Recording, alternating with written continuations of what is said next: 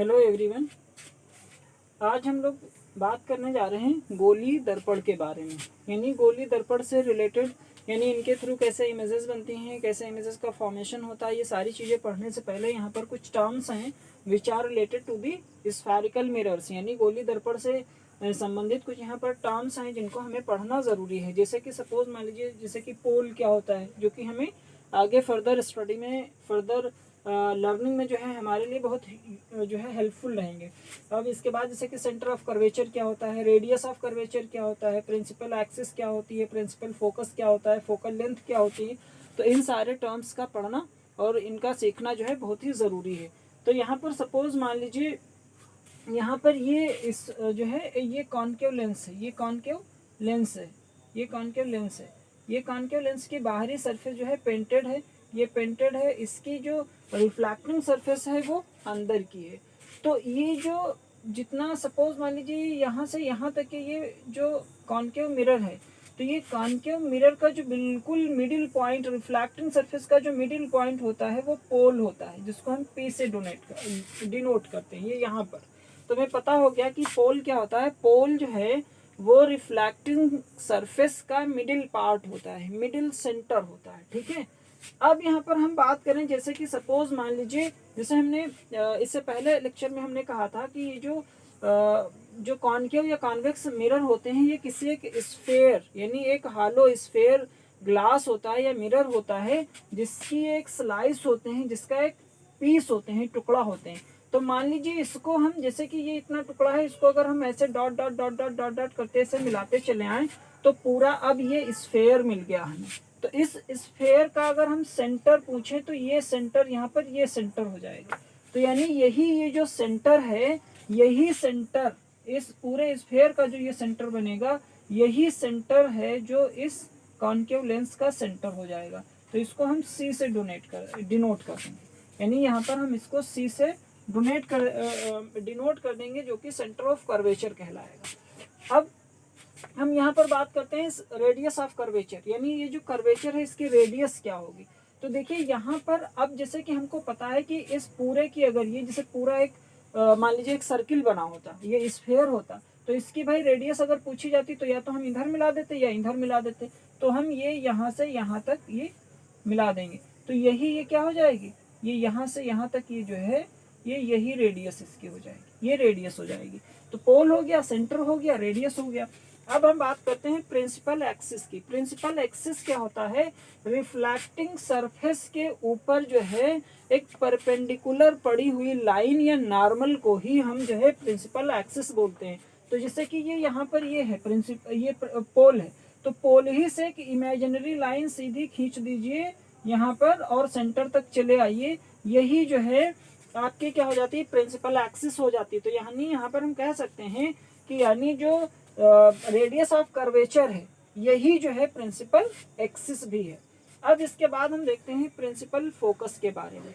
तो principal focus यानी जब इसके ऊपर, यानी ये जो कॉन्केव मिरर होता है, कॉन्केव मिरर हो या कॉन्वेक्स मिरर हो, इसके ऊपर जो ये लाइट पड़ती है, ये जो पैरेलल रेज पड़ती हैं, ये पैरेलल रेज जो होती हैं किसी एक पॉइंट के ऊपर ही आकर के, ये एक पॉइंट पर आकर के कहीं पर ये एक दूसरे को इंटरसेक्ट कर रही होती हैं। इस तरीके से ये इंटरसेक्ट कर रही होती हैं, और यही इंटरसेक्टिंग पॉइंट जो होता है ये क्या कहलाता है, यही प्रिंसिपल फोकस कहलाता है, जिसको हम जो है एफ से, कैपिटल एफ से डिनोट करते हैं। प्रिंसिपल फोकस को हम कैपिटल एफ से डिनोट करते हैं, यानी इसको हम एफ से, ये जो पॉइंट इंटरसेक्टिंग पॉइंट है इसी को हम जो है एफ से डिनोट कर देंगे, यानी ये हो जाएगा हमारा प्रिंसिपल फोकस।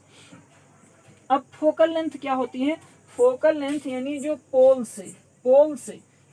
से और इस प्रिंसिपल फोकस तक के बीच की जो ये दूरी होगी, यही जो है हमारी फोकस दूरी हो जाएगी। यानी यहाँ से यहाँ के बीच ये जो दूरी है यही हो जाएगी फोकस दूरी, जिसको हम स्मॉल एफ से डिनोट करते हैं, स्मॉल एफ से डिनोट करते हैं। यही सेम चीज जो है वो हमारे कॉन्वेक्स मिरर में भी होती है। सपोज मान लीजिए ये कॉन्वेक्स मिरर है, ये कॉन्वेक्स मिरर है, ये कॉन्वेक्स मिरर है, ठीक है। तो ये कॉन्वेक्स मिरर है, तो कॉन्वेक्स मिरर की चूंकि अंदर की जो इंटरनल सरफेस होती है वो पेंटेड होती है, और इसकी जो रिफ्लेक्टिंग सरफेस होती है वो कहाँ होती है, बाहर होती है। सपोज मान लीजिए ये यहाँ पर ये इसके ऊपर ये रेस पड़ रही है, ये रेस पड़ रही है, ये रेस पड़ रही है, ठीक है। तो ये रेस पड़ रही हैं। अब इसी में जो है इसका जो बीच का सेंटर होगा ये हो जाएगा इसका पोल।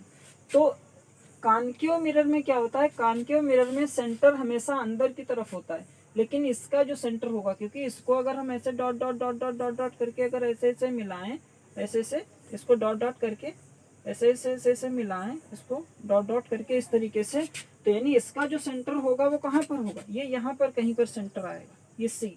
तो यानी इसका जो सेंटर होता है वो इसके अपोजिट होता है, यानी इससे बाहर होता है कॉन्वेक्स मिरर में। तो अब यहाँ पर ये इसका, तो ये जो है हो जाएगी रेडियस, ये यहाँ से यहाँ तक ये रेडियस हो जाएगी, ये रेडियस हो जाएगी, ये सेंटर हो गया, ये पोल हो गया। अब यहाँ पर हम देखेंगे कि इसमें मिलती कहीं नहीं पर, यहाँ जो है कहीं पर भी रेज मिलती नहीं। यहाँ पर जैसे ये एक दूसरे को इंटरसेक्ट कर रही हैं, लेकिन यहाँ पर एक दूसरे को इंटरसेक्ट नहीं करेंगी, बल्कि सिर्फ हमको यहाँ पर एक इमेजिनरी मानना है। जैसे कि यहाँ पर हम एक इमेजिन करेंगे, जैसे ये यहाँ पर डॉट डॉट ऐसे जा रही है और ये ऐसे डॉट डॉट डॉट डॉट जा रही है, तो मान लीजिए इस पॉइंट पर एक दूसरे को इंटरसेक्ट कर रही हैं, तो इसमें जो है प्रिंसिपल फोकस यही हो जाएगा, ये प्रिंसिपल फोकस हो जाएगा। और इस पोल के और प्रिंसिपल फोकस के बीच ये जो होगा यही जो है स्मॉल एफ हो जाएगा, यानी जो है ये क्या हो जाएगा, फोकल लेंथ हो जाएगी, ठीक है। और प्रिंसिपल फोकस हो गया। प्रिंसिपल एक्सिस क्या होती है, प्रिंसिपल एक्सिस हमको पता है कि जो हम एक इमेजिनरी लाइन डालते हैं, ठीक है, जैसे कि इमेजिनरी लाइन जैसे ये सेंटर से और पी तक के, यानी जो प्रिंसिपल एक्सिस होती है यही रेडियस ऑफ कर्वेचर होती है, जो रेडियस ऑफ कर्वेचर होती है वही प्रिंसिपल एक्सिस होती है। तो ये टर्म्स थे यहाँ पर, जो कि एक पोल था, पोल को हमने देखा, इसके अलावा सेंटर ऑफ कर्वेचर को हमने देखा, फिर इसके बाद जो है रेडियस ऑफ कर्वेचर को हमने देखा, फिर इसके बाद प्रिंसिपल एक्सिस देखा, फिर इसके बाद प्रिंसिपल फोकस देखा, फिर इसके बाद हमने फोकल लेंथ के बारे में पढ़ा। तो इन सारी चीज़ों को, इन सारे टर्म्स को हमने यहाँ पर देखा है। इनको एक बार अच्छी तरीके से हमको रिवाइज कर लेना है। अगर समझ में ना आया हो तो फिर से वीडियो को रिपीट करके रिवाइज करके आप देख सकते हैं। कोई कन्फ्यूज़न है इससे रिलेटेड तो आप जो है कमेंट बॉक्स में जा कर के आप कमेंट कर सकते हैं। मैं फिर से उस ट्रबल को, उस प्रॉब्लम को जो है सॉल्व करने की कोशिश करूँगा, और फिर से जो है आपके कमेंट का जो है मैं रिप्लाई करूँगा। और हमारे साथ बने रहने के लिए आप हमारे यूट्यूब चैनल को सब्सक्राइब कर लें, वीडियो को शेयर करें, और हमारे PDF या हैंड रिटन नोट्स पाने के लिए आप हमारे टेलीग्राम चैनल को, जो कि मास्टरमाइंड साइंस क्लासेस के नाम से ही, आप उसको ज्वाइन कर सकते हैं। Thank you.